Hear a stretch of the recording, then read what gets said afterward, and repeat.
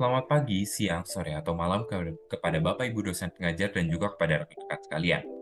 Pada kesempatan kali ini, kami dari kelompok 4 dengan anggota yang seperti yang tertera pada layar ingin menjelaskan hasil analisis kami mengenai prinsip desain dan juga user experience pada dua aplikasi yang berbeda yaitu Gojek dan juga Sinyal atau Samsat Digital Nasional.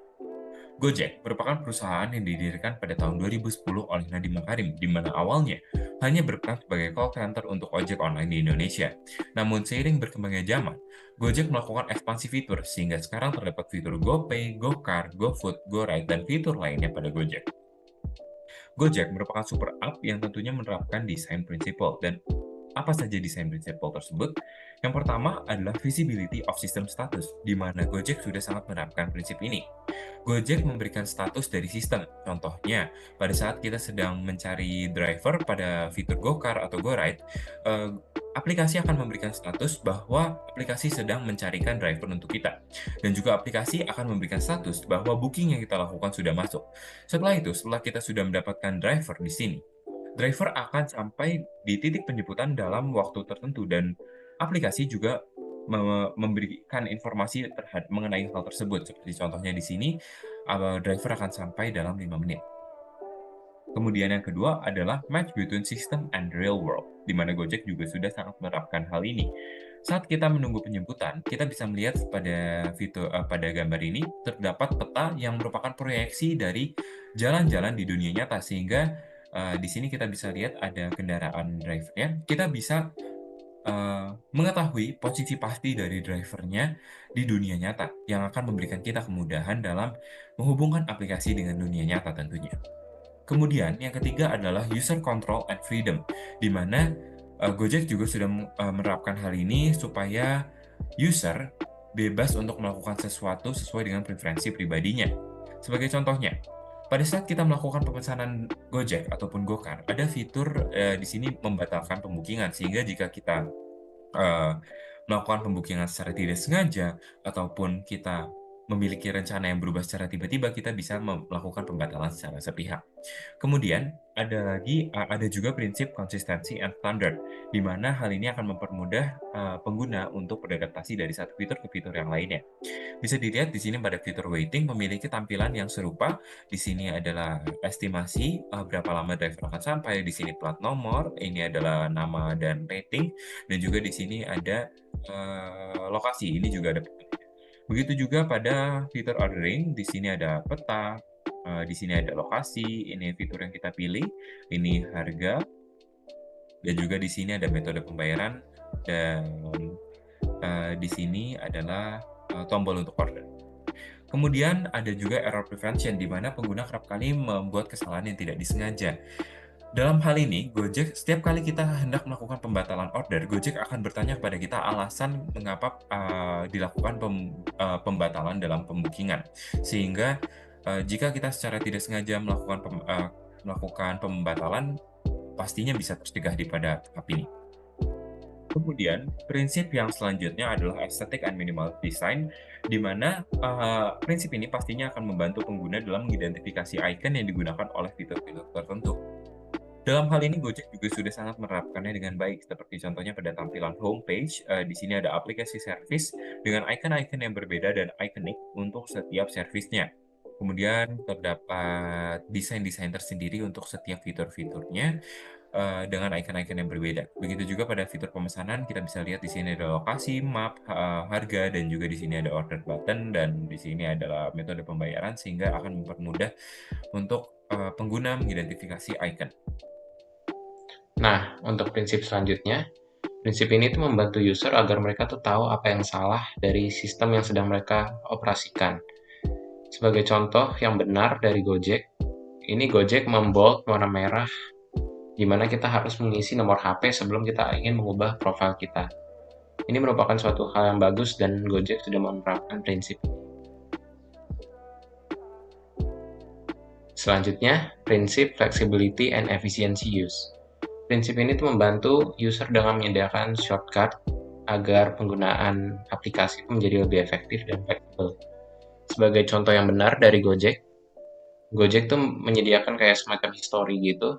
Jadi ketika kita sudah pernah memesan GoRide atau GoCar atau apapun itu, ke suatu tempat, dia bakal ada historinya. Jadi ketika kita ingin memesan lagi ke tempat yang sama, kita tidak perlu mengetik ulang lokasi tujuan kita.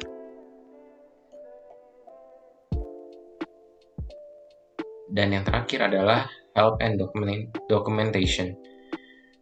Di sini prinsip itu membantu user dengan memberikan semacam tutorial atau panduan atas apa yang harus mereka lakukan. Contohnya kalau yang Gojek ini, contoh yang benar, ada panduan untuk mengganti jadwal delivery. Ini sebenarnya terserah usernya, cuman Gojek hanya mengingatkan semacam tutorial gitu. Dan ini juga ada isi detail alamat agar penggunaan aplikasi ini menjadi maksimal dan benar.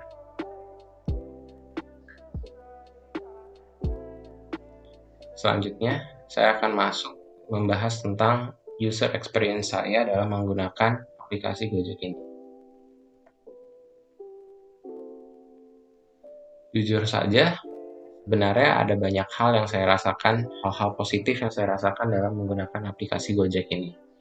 Namun saya akan mengambil dua bagian besarnya aja, di mana menurut saya aplikasi Gojek ini tuh merupakan aplikasi yang sangat bermanfaat dan enjoyable. Pertama-tama kita mulai dulu dari aplikasi yang sangat bermanfaat. Kenapa bisa bermanfaat? Karena Gojek itu hadir dengan berbagai fitur yang memudahkan user, termasuk saya dalam kebutuhan sehari-hari saya.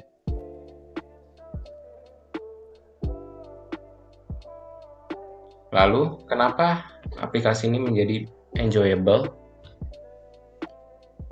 Karena Gojek ini layoutnya sangat rapi dan menarik. Dan aplikasi ini mudah digunakan bahkan untuk user baru. Aplikasi ini menjadi sangat mudah untuk digunakan karena ya tadi, ada panduan-panduan tutorial-tutorial di mana user bisa mengerti dan bisa paham dan bisa hafal dengan step by step-nya.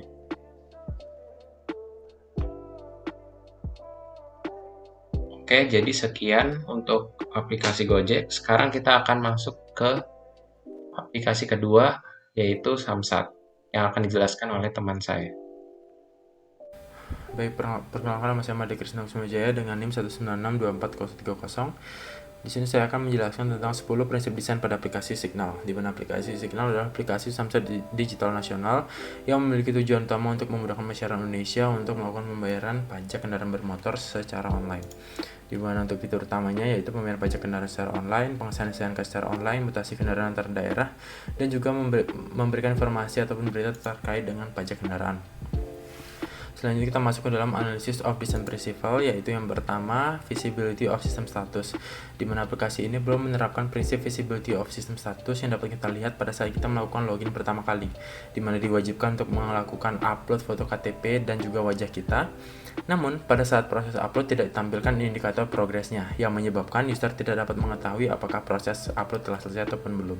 Tentu hal ini menentang prinsip visibility of system status, di mana tidak ada kejelasan pada saat kita melakukan upload gambar. Selanjutnya yang kedua yaitu match between system and real words, di mana aplikasi ini juga belum sepenuhnya menerapkan prinsip match between system and real words yang dapat kita lihat pada bagian berita, di mana pada bagian berita ini disajikan berita-berita yang sudah lama ataupun sudah lawas, seperti contohnya 2022, di mana berita lama ini mungkin sudah tidak relevan dengan dunia sekarang, yang menyebabkan sistem atau aplikasi ini tidak sesuai dengan kondisi aktual saat ini. Selanjutnya yang ketiga yaitu user control and freedom, di mana pada aplikasi ini sudah menerapkan prinsip user control and freedom yang dapat kita lihat pada bagian profile, di mana terdapat menu ubah profil dan juga ubah kata sandi. Hal ini menyebabkan pengguna dapat dengan bebas melakukan perubahan pada profil ataupun kata sandi saat user melakukan data yang salah. Tentu hal ini penting untuk menghindari kesalahan yang dapat terjadi ke depannya.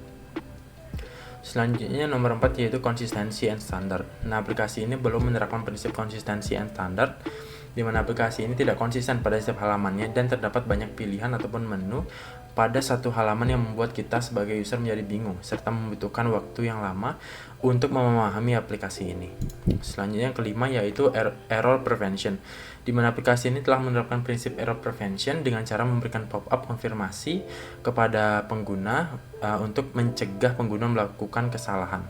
Seperti contohnya diberikan pop-up untuk konfirmasi untuk kirim dokumen, dan juga saat sign out. Selanjutnya yang keenam adalah recognition rather than recall. Nah, aplikasi ini telah menerapkan prinsip recognition rather than recall, di mana aplikasi telah menyimpan beberapa informasi yang kita punya, sehingga kita tidak perlu lagi untuk menulisnya terlebih dahulu. Seperti contohnya di bagian kiri terdapat nomor kartu keluarga yang sudah disimpan oleh aplikasi dan juga NIK ektp kita. Baik, perkenalkan nama saya Yafiaska Putra Alali dengan NIM 196240112. Poin selanjutnya dari UI dari aplikasi Signal ini adalah Flexibility and Efficiency of Use. Bisa kita lihat dari gambar ini, terdapat dua tombol pengesahan STNK, namun tombol ini hanya dapat bekerja itu tombol yang di atas, sementara tombol yang di bawah kalau kita pencet itu nggak akan keluar apa-apa. Jadi ini akan tidak memenuhi efficiency of use. Selanjutnya yaitu aesthetic and minimalist design, di mana ini terdapat beberapa lack of aesthetic di dalam desain aplikasi e-signal, seperti warna yang terlalu monoton, dan status aktivasi yang tidak menunjukkan tombol, dan tulisan serta logo-logo yang kecil, sehingga untuk menyulitkan akses informasi bagi pengguna. Lalu yang nomor 9 ada help users recognize, diagnose, and recover from errors. Di aplikasi ini sudah terdapat bantuan kepada user kalau mereka tidak dapat melakukan akses selanjutnya karena mereka memiliki sesuatu yang error atau sesuatu yang salah dan harus diperbaiki. Seperti ini, ketika kita ingin mengganti password dan apabila password awal dan akhirnya itu tidak sama, terdapat pop-up yang mengatakan kalau password yang kita gunakan itu harus sama. Selanjutnya nomor 10 adalah help and documentation. Nah, pada saat kita pertama kali memasuki aplikasi ini, kita tidak diberikan bantuan informasi apa-apa, sehingga kita akan merasa kesusahan untuk mengakses fungsi dan informasi yang terdapat dalam aplikasi ini. Selanjutnya ada user experience dari aplikasi Signal Electronic e-Samsat ini. Yang pertama ada annoying, karena pada saat pertama kali kita menggunakan aplikasi, itu akan terasa mengesalkan karena tombol pada navbar bagian bawah ini itu tidak dapat dipencet, sehingga kita akan merasa kesal pada saat menggunakan aplikasi ini. Selanjutnya adalah uncomfortable, yaitu saat kita menggunakan aplikasi ini, itu kita merasa tidak nyaman karena kita akan selalu istilahnya diteror oleh pop-up yang selalu keluar dari gambar ketika kita belum melakukan aktivasi email. Seharusnya developer aplikasi cukup memberikan pop-up pesan kecil di layar yang tidak membuat kita merasa terjumpscare ketika kita belum melaksanakan aktivasi email. Selanjutnya adalah help atau merasa tertolong ketika kita ingin mencari beberapa samsat yang berada di sekitar kita. Itu sudah ditampilkan oleh aplikasi ini sehingga kita dapat merasa tertolong. Selanjutnya yaitu confusing, yaitu karena seperti yang tadi, saat kita pertama kali menggunakan aplikasi ini, itu kita tidak diberikan informasi dan bantuan apa-apa, sehingga kita akan merasa pusing dan bingung ketika pertama kali menggunakan aplikasi ini. Baik, sekian dari kelompok kami. Mohon maaf jika ada kesalahan. Terima kasih.